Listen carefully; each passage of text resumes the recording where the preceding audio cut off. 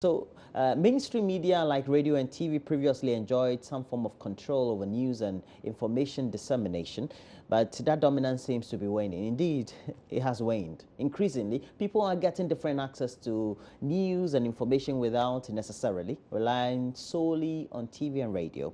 On the occasion of World Radio Day, on the theme Radio is Joy, or Radio is You, Joy News Maxwell Agbagba has been probing how some people access news and how some of the new methods pose competition to the traditional media or the traditional mediums of disseminating information like radio and TV.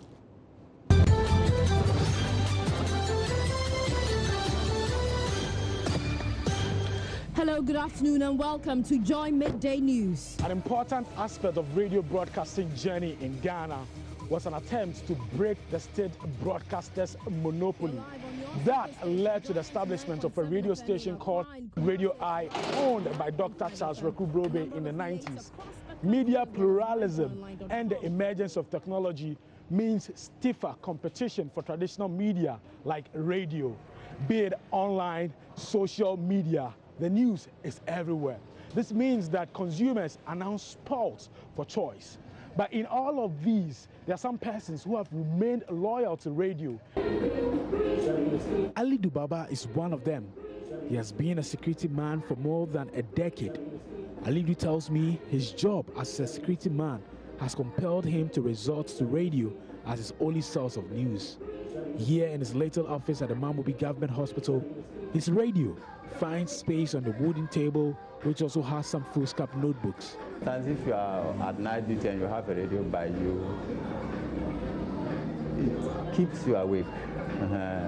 You will not sleep deep. Even if you doze off, you hear, and then you come back to your sleep.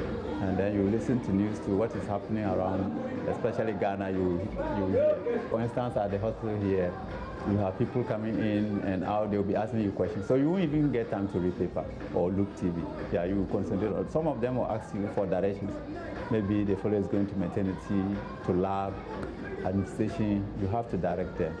And as far as, apart from that, you have to be watching other things too. They mix up, other criminals mix up with them and come. Somebody might come here as if he's sick or, no.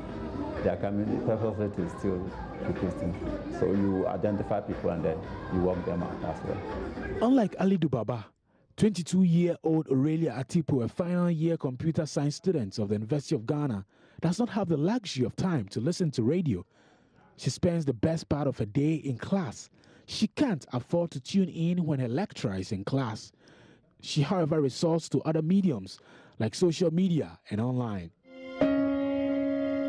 My information comes from online because as a student, busy schedules like class schedules and all that. So it's very, very difficult for you to listen to the radio like every single time because we are always thinking about like the next app we are going to create and things like that, your project work. You can't really be listening to radio. But what you can do is you can read online. I think that's what the radio stations and other like TV owners can do is that they could create their apps and then also use their social media platforms to get more people informed about certain things in society. It's faster to get information on social media than the radio, and I always get my news on social media before I even hear it on radio or TV.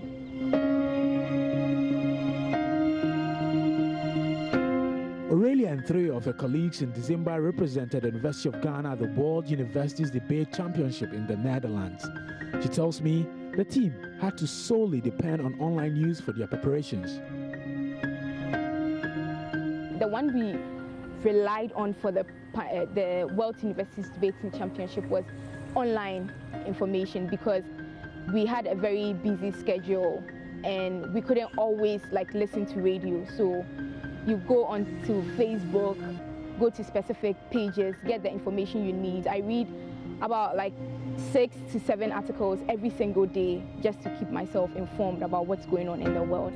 So if in a day I don't get to listen to the radio, I'm still sure that I have information about what's going on in the world.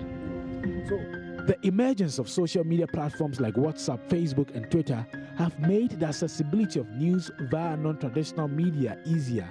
You don't necessarily have to type the web address on your computer to get information. The news appears on your Facebook and Twitter timelines. The link is also shared by friends on WhatsApp. Professor Odwegajiku believes social media delivers news with the speed of light. Mainstream media, she says, will not be able to catch up with that speed of information dissemination. I think it's important for traditional media to recognize that they're not going to be able to compete in terms of speed with social media, but they are absolutely essential in terms of credibility. In certain sense it is. It's challenging traditional media to do things differently. And you're absolutely right. Social media breaks it. So social media is about speed. Traditional media, I think, should remember, but they are about credibility. They must verify.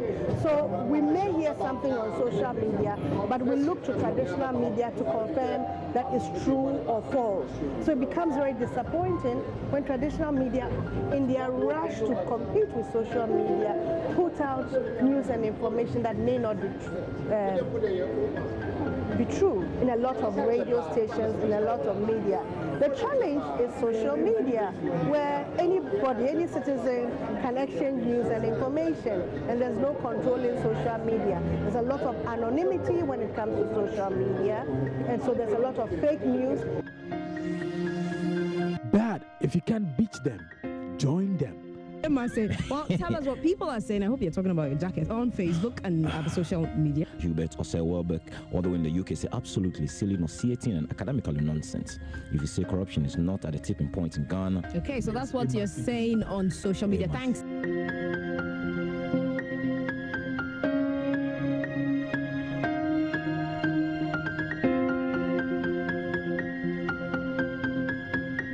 Media houses are aware of the power social media and the non-traditional media wield in the business of news. A lot of them have now included social media segments in their news, giving more meaning to the theme for the 2017 World Radio Day, Radio is You. Well, tell us what people are saying. I hope you're talking about your jacket on Facebook and...